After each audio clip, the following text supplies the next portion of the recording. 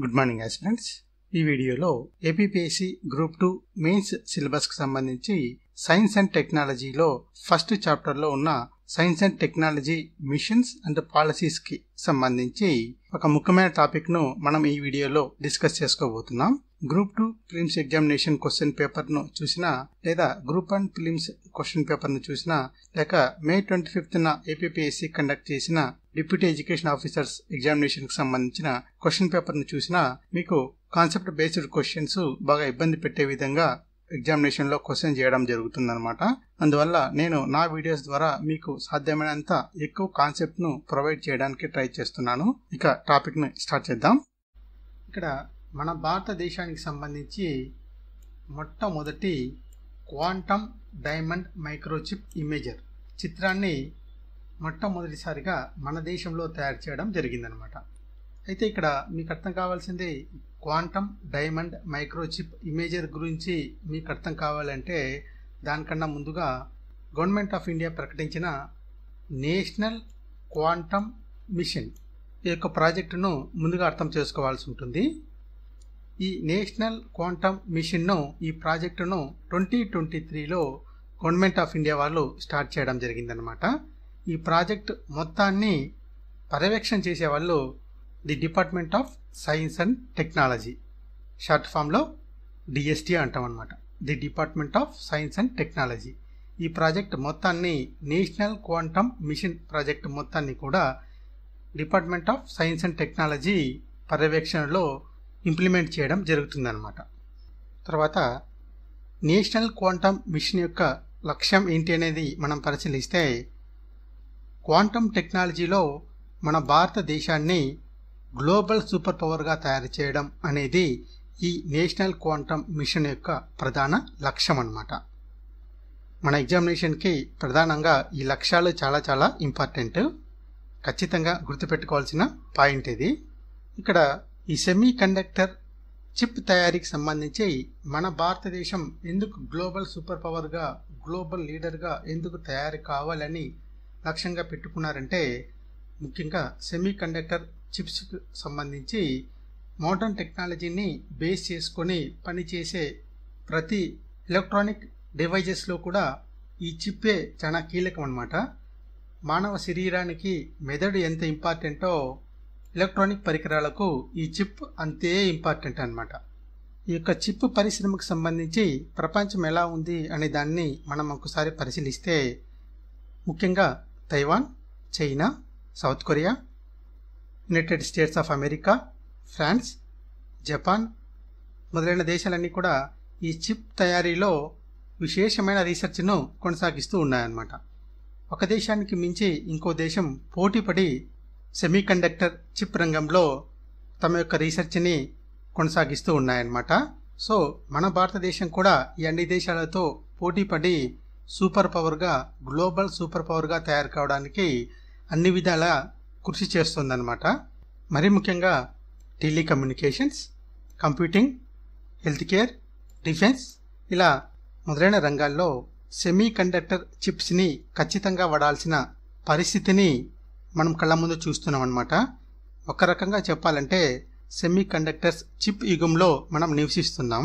Semi conductors లేనిదే మన యొక్క డైలీ యాక్టివిటీస్ని మనం కొనసాగించలేని పరిస్థితి ఇప్పుడు ప్రపంచవ్యాప్తంగా నెలకొని ఉందన్నమాట. కారణం ఏంటంటే ఎలక్ట్రానిక్ డివైజ్ లేని దేశం లేదు, ఇల్లు కూడా లేదు. సో ఈవెన్ ఆఫ్రికా ఖండంలో కూడా ప్రతి దేశంలోనూ ప్రతి ఇంట్లోనూ ఏదో ఒక రకమైన ఎలక్ట్రానిక్ డివైజ్ అనేది ఖచ్చితంగా ఉండే పరిస్థితి ఇప్పుడు ఉందన్నమాట. అందువల్ల సెమీ కండక్టర్స్ రంగంలో తీవ్రమైన పోటీ నెలకొని ఉందన్నమాట. ఏ దేశమైతే సెమీ కండక్టర్స్ రంగాన్ని శాసిస్తుందో అదే దేశం ప్రపంచాన్ని కూడా శాసిస్తుంది.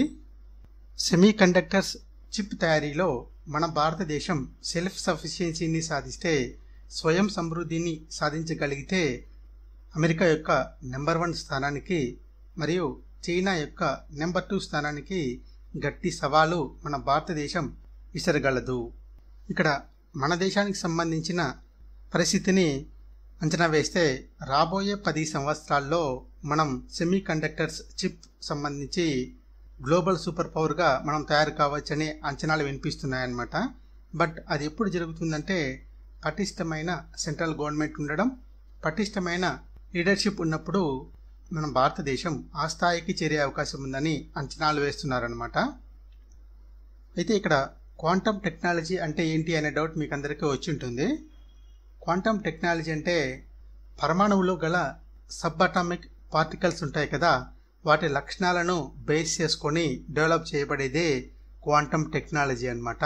అంటే సబ్ అటామిక్ పార్టికల్స్ యొక్క లక్షణాలను అది ప్రవర్తించే విధానాన్ని బేస్ చేసుకొని డెవలప్ చేయబడే టెక్నాలజీయే ఈ క్వాంటమ్ టెక్నాలజీ. ఇక్కడ ఈ క్వాంటమ్ టెక్నాలజీకి సంబంధించి మన భారతదేశ పరిస్థితిని మనం పరిశీలిస్తే మనం సెకండ్ క్వాంటమ్ రెవల్యూషన్ విప్లవంలో మన భారతదేశం ఉందన్నమాట. అంటే సెకండ్ స్టేజ్లో మనం ఉన్నాం అన్నమాట. ఫస్ట్ క్వాంటమ్ రెవల్యూషన్ వచ్చేసి మొదటి క్వాంటమ్ విప్లవం అంటే ఇది 20th సెంచరీలో స్టార్ట్ అయింది. ఫస్ట్ ఫేజ్లో జరిగిన పరిణామాలు ఏంటంటే క్వాంటమ్ మెకానిక్స్కు సంబంధించిన బేసిక్ టెక్నాలజీని డెవలప్ చేయడంతో పాటు లేజర్ పరికరాలు, ట్రాన్సిస్టర్స్ మొదలైనవన్నీ కూడా ఈ ఫస్ట్ క్వాంటమ్ రెవల్యూషన్లో రావడం జరిగిందనమాట. ఈ యొక్క సెకండ్ క్వాంటమ్ రెవల్యూషన్కి వచ్చేసి ముఖ్యంగా మనం సెకండ్ క్వాంటమ్ రెవల్యూషన్లో ఉన్నాం మన భారతదేశం. సెకండ్ క్వాంటమ్ రెవల్యూషన్లో క్వాంటమ్ కంప్యూటింగ్ చాలా కీలకం. ఇంకా అదేవిధంగా క్వాంటమ్ కంప్యూటింగ్లో వస్తున్న లేటెస్ట్ టెక్నాలజీ అప్డేట్స్ అన్నీ కూడా సెకండ్ క్వాంటమ్ రెవల్యూషన్ కిందకి వస్తాయన్నమాట. దానికి బెస్ట్ ఎగ్జాంపులే ఇటీవల మన భారతదేశంలో తయారు చేయబడిన మొట్టమొదటి స్వదేశీ మైక్రోచిప్ ఇమేజర్ కూడా సెకండ్ క్వాంటమ్ రెవల్యూషన్లో అంతర్భాగం అన్నమాట. మన భారతదేశపు మొట్టమొదటి క్వాంటమ్ డైమండ్ మైక్రోచిప్ ఇమేజరే ఇది సెకండ్ రెవల్యూషన్లో అంతర్భాగం అన్నమాట. తర్వాత మన ఎగ్జామినేషన్కి అవసరమైన మరో ముఖ్యమైన పాయింట్ ఏంటంటే ఈ చిప్ తయారీ ఎలా చేస్తారు అనేది అనమాట. అంటే ప్యూర్ ఎలిమెంట్స్ను తీసుకొని తద్వారా ఈ చిప్స్ను తయారు చేయడం జరుగుతుందన్నమాట. అంటే బట్ సాధారణంగా ఇప్పటికైతే ప్రపంచవ్యాప్తంగా సిలికాన్ లేక జర్మేనియం లేక గాలియం ఆర్సెనైడ్ వంటి సమ్మేళనాల ఆధారంగా ఈ చిప్స్ను తయారు చేయడం జరుగుతోంది. ఇది ప్రపంచవ్యాప్తంగా జరుగుతున్న విషయం అన్నమాట. ఇక్కడ మరో కీలకమైన పాయింట్ ఏంటంటే ఈ ప్యూర్ మెటల్స్ అన్నవి ప్రతి దేశంలోనూ లభించవు అన్నమాట. ఈ యొక్క ప్యూర్ మెటల్స్ ఎక్కడెక్కడ దొరుకుతాయి అనే విషయానికి సంబంధించి మన భారతదేశ భూభాగం మొత్తాన్ని స్కానింగ్ చేసి పరిశోధన చేస్తున్నారనమాట. ఈ రీసెర్చ్ ఇంకా కొనసాగుతోంది. ఇటీవలే మన భారతదేశానికి సంబంధించిన జమ్మూ అండ్ కాశ్మీర్లో లిథియం నిల్వలను కనుగొనడం జరిగిందనమాట. ఒకవేళ ఈ ప్యూర్ మెటల్స్ మన భారతదేశంలో లభించకపోతే విదేశాల నుంచి దిగుమతి చేసుకోవాల్సి వస్తుంది.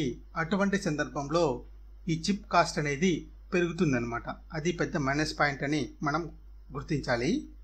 అంటే ఇక్కడ కీలకమైన విషయాలు ఏంటంటే ఈ ప్యూర్ మెటల్స్ లభించడం, దానికి సంబంధించిన టెక్నాలజీని డెవలప్ చేసుకోవడం, మ్యాన్ పవర్ను డెవలప్ చేయడం, ఇన్ఫ్రాస్ట్రక్చర్ను క్రియేట్ చేసుకోవడం, దానికి సంబంధించిన పెట్టుబడి పెట్టడం, ఈ అన్ని విషయాలు కూడా ఇందులో అంతర్భాగమై ఉంటాయన్నమాట. దీంట్లో స్వయం సమృద్ధిని సాధించాలంటే ఈ అన్ని అంశాలను కోఆర్డినేట్ చేసుకొని ముందుకు పోవాల్సిన అవసరం ఉంటుంది.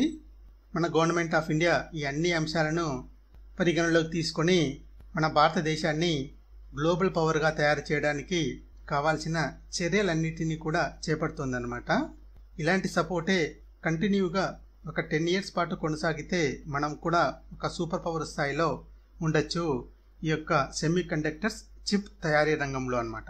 ఇక్కడ మన ఎగ్జామినేషన్కి సంబంధించి మరో ముఖ్యమైన పాయింట్ ఏంటంటే మన భారతదేశంలో తయారు చేసిన మొట్టమొదటి క్వాంటమ్ డైమండ్ మైక్రోచిప్ ఇమేజర్ను చిత్రాన్ని డెవలప్ చేసిన వారు టాటా కన్సల్టెన్సీ సర్వీసెస్ మరియు ఐఐటి బాంబే అన్నమాట. ఈ రెండు సంస్థల పార్ట్నర్షిప్లో ఈ యొక్క క్వాంటమ్ డైమండ్ మైక్రోచిప్ చిత్రాలను మొట్టమొదటిసారిగా మన భారతదేశంలో తయారు చేయడం జరిగింది. ఇక తర్వాత దీనివల్ల ఉపయోగాలు ఏంటి అనే విషయాన్ని మనం పరిశీలిస్తే సెమీ కండక్టర్ చిప్ ఇమేజ్కి సంబంధించి ఇది ఒక మోడర్న్ సెన్సింగ్ టూల్ అని చెప్పొచ్చు అనమాట. తర్వాత డైమండ్ నిర్మాణంలో గల లోపాలను పసిగట్టడానికి ఈ చిప్పు అత్యంత కీలకంగా పనిచేయడం జరుగుతుందన్నమాట. తర్వాత చిప్పులోని లోపాలను వైఫల్యాలను తగ్గిస్తూ ఎలక్ట్రానిక్ డివైజెస్ మరింత ఎఫిషియన్సీగా పనిచేయడానికి ఈ యొక్క మైక్రోచిప్ చిత్రాలు బాగా ఉపయోగపడతాయి. ఇక వీటన్నిటికన్నా ముఖ్యమైన పాయింట్ ఏంటంటే మన భారతదేశంలో సెమీ కండక్టర్స్ పరిశ్రమ బాగా అభివృద్ధి చెందడానికి ఇలాంటి ఆవిష్కరణలు ఎంతో అవసరం. మరీ ముఖ్యంగా యువ శాస్త్రవేత్తలను సెమీ కండక్టర్స్ పరిశ్రమ బాగా ఆకర్షించే అవకాశం ఉంది. అది మన భారతదేశ పరిశోధనా రంగానికి అత్యంత కీలకం కూడా. రాబోయే 10 సంవత్సరాల్లో మైక్రోచిప్ తయారీ రంగంలో మన భారతదేశం కూడా గ్లోబల్ సూపర్ పవర్గా తయారవుతుంది అని ఆశిద్దాం. Thank you very much for watching this video.